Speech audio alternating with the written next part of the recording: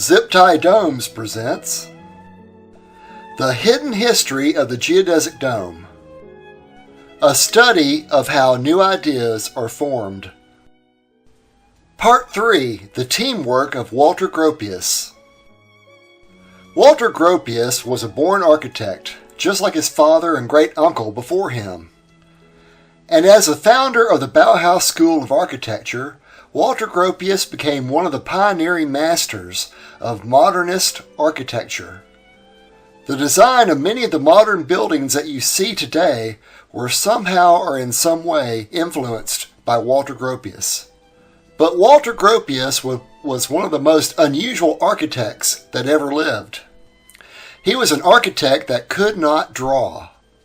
Throughout his career as an architect, he was completely dependent on collaborators and partners who could interpret his ideas and draw his architectural ideas for him. While in architecture school, he had to hire an assistant to help him complete his homework. And it was the handicap of not being able to draw that made Walther Gropius one of the greatest architects of the 20th century. For this handicap required Walther Gropius to perform all of his creative work through the hands of other people. This problem could be considered similar to a painter that could not hold a brush or a surgeon that could not hold a scalpel. Gropius could only tell his partners his ideas, and they would have to put them on paper. For Walther Gropius to be successful in the world of professional architecture, his ideas would have to be so compelling that other architects would willingly choose to work with him and with his handicap. He would also need to be very gifted in verbally expressing his ideas in a technical yet easy to understand manner and in a way that promoted teamwork between him and his partners. This spirit of teamwork and of working together towards a common goal without the need for a single individual to claim credit for the work of the group is summarized in the following quote from Walther Gropius.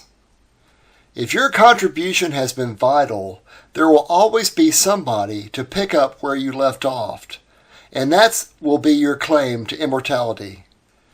Gropius also encouraged his students to master many different disciplines, for Gropius thought that someone who was a specialist in only one area would be so limited that they would always repeat the same mistakes. Walther Gropius taught his students that the final goal of all artistic activity is architecture, for architecture is what gives society a good image of itself. True architecture is artistic, and so good architecture begins where engineering ends. There is an obvious artistic beauty to a geodesic dome that is attractive to all of us. To use a beautiful design such as the geodesic dome for efficient shelter would appeal to the mind of an architect like Walther Gropius. I believe that it was this mindset that could have made Walther Gropius the motivation to be the perfect, yet hidden conduit to transmit the concept of the geodesic dome built by Walther Bauersfeld in 1924, to Buckminster Fuller to build his dome at Black Mountain College in 1948. And Walther Gropius was perfectly suited to provide Bucky Fuller with any technical details, as he had all the architectural skills necessary. Furthermore, Gropius and his students had worked directly with Walther Bauersfeld on the construction of his Planetarium dome in Jena, Germany. By the time Bucky Fuller met Walther Gropius at Black Mountain College in 1948, Walther Gropius was already recognized as one of the most influential architects that ever lived. Gropius, the architect that could not draw, achieved his reputation due to the teamwork that he shared with other people. So what was this teamwork approach that Walther Gropius used, and how did he learn of Walther Bauersfeld's geodesic dome design? Let's look at a short overview of the life of Walther Gropius. Walther Gropius was born in Berlin, Germany in 1883 and attended architecture school in Munich and Berlin. In 1908, after only 4 semesters of school, Walther Gropius joined the office of the renowned architect and industrial designer Peter Behrens, a leader in the early modernist movement. Here at Behrens' office, Gropius met and worked with the architects Ludwig Mies van der Rohe and Le Corbusier, who, along with Gropius and Frank Lloyd Wright, became the founding pioneers of modernist architecture. Walter Gropius formed a lifetime relationship with these men. Another person Gropius befriended while working in Peter Behrens' office was the brilliant architect Adolph Meyer. After only 2 years of working for Peter Behrens, Walter Gropius convinced Adolph Meyer to leave Behrens' office and open a practice with him in Berlin. Gropius needed Meyers to draw for him, and Meyer was attracted to the ideas and personality of Walter Gropius. Together, they designed the Vegas factory in Germany, one of the first examples of modernist architecture. The modern-style windows were designed to cover most of the factory walls, even the corners, to provide better lighting and a healthier and more open environment for the factory workers. The Vegas factory is seen by historians as one of the first examples of modernist architecture. Gropius was also interested in round architectural designs. For the German Werkbund exhibition in 1914, Gropius and Meyer presented their office and factory building in Cologne, which had this notable round staircase. One of the other entries presented at the 1914 Werkbund exhibition was architect Bruno Taut's Glass Pavilion, an early type of geodesic dome structure on the outside with rounded tile ceilings and a waterfall on the inside. Bruno Taut's early type of pointed geodesic dome, or zome as we call it today, is important to note because it shows the interest of modernist architecture in geodesic dome shapes as early as 1914. Walter Gropius' career was interrupted when he was drafted into the German Army in 1914. He served with distinction on the Western Front and was awarded the Iron Cross twice for bravery. He survived being both buried under rubble and dead bodies and being shot out of the sky in an airplane with a dead pilot. At the conclusion of World War I, Gropius returned to a defeated Germany that was made to pay reparations to France and England that caused a massive hyperinflation of the currency, which resulted in worthless paper currency such as this 50 million mark banknote. Gropius saw millions of his own people out of work, not to mention the many homeless veterans who had been wounded in the war and were forced to beg for money on the streets. In these miserable conditions that would completely discourage most of us, Walter Gropius became one of the world's greatest architects and established the Bauhaus School of Architecture in Weimar, Germany in 1919. And only now do I understand his greatness, as before I studied his life, I found no beauty in the Bauhaus modernist architecture that Gropius had created. I saw the buildings designed by Gropius with flat roofs, without any ornamentation, as being dull, depressing, and like living inside a shoebox. But when you understand that Germany did not have the resources to build ornate buildings, and that a very efficient and practical design where form would follow function was something absolutely necessary for people to have a roof over their heads, then the genius of Walter Gropius and the subtle beauty he put into his modern Bauhaus designs becomes more apparent. The principle behind the Bauhaus design was to present an opportunity to extend beauty and quality to every home through well-designed, industrially produced objects. This new Bauhaus design put decent housing within the reach of many people that could not afford other designs. The reason these designs may seem commonplace to you is that they are now, for the designs of Walter Gropius are now everywhere. The very efficient Bauhaus architectural design of Walter Gropius has literally taken over the world. Walter Gropius was the founder and head of the Bauhaus School of Architecture from 1919 until 1928. And the Bauhaus School was not so much a public school, but was more of a think tank for future architects and artists. Among the teachers selected by Gropius for the Bauhaus School were Adolph Meyer, Walther Gropius' right-hand man, his number one planner and close confidant. Marcel Breuer, the first furniture designer to ever use tubular steel to obtain optimal seating comfort, a design that we now see everywhere. Laszlo Moholy-Nagy, a genius of media who worked with photography, film, and light experiments. And Josef and Anni Albers, who were the masters of painting and textiles and were lifelong friends of Walther Gropius.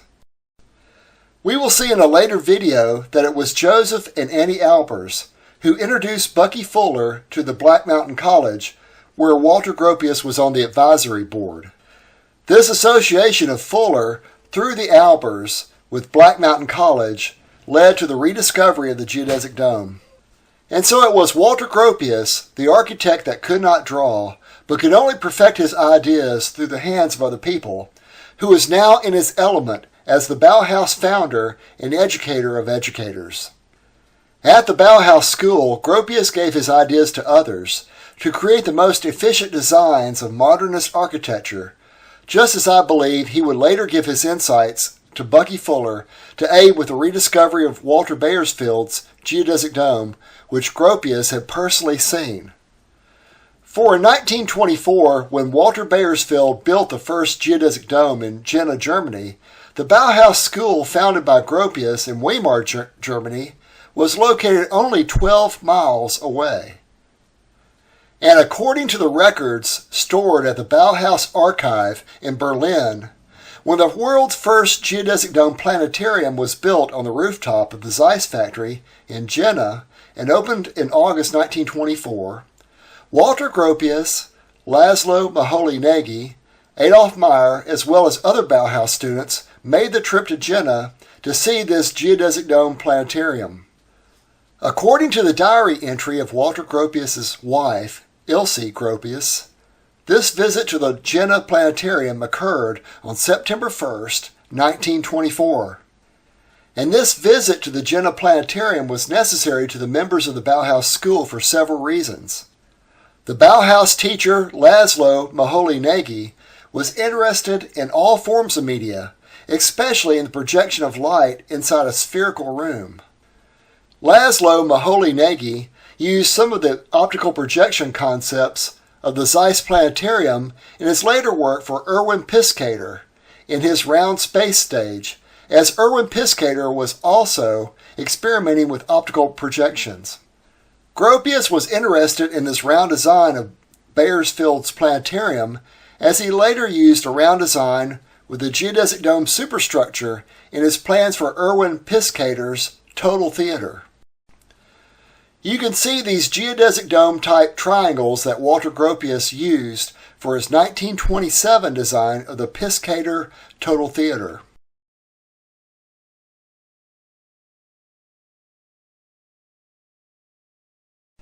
This design of the Piscator Total Theater was a masterpiece by Gropius, as a large part of the theater, including the seats, would revolve around a central stage. And the entire theater was surrounded by ever-changing video projection screens to provide a backdrop in all directions. This is an absolutely amazing design. Unfortunately, it was never built. The Bauhaus teacher Adolph Meyer was also interested in the Zeiss Planetarium in Jena, as he was one of the first architects to work with thin shell concrete construction.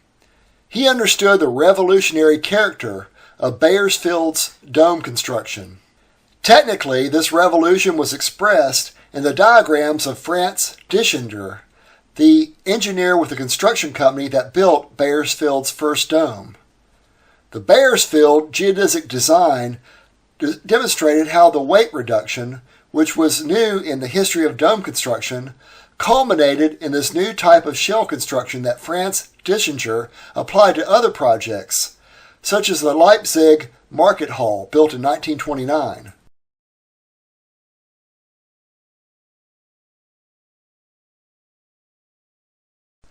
For the Bauhaus architect Adolph Meyer, the Bauersfeld geodesic dome design opened up possibilities for lightweight construction of extreme spans.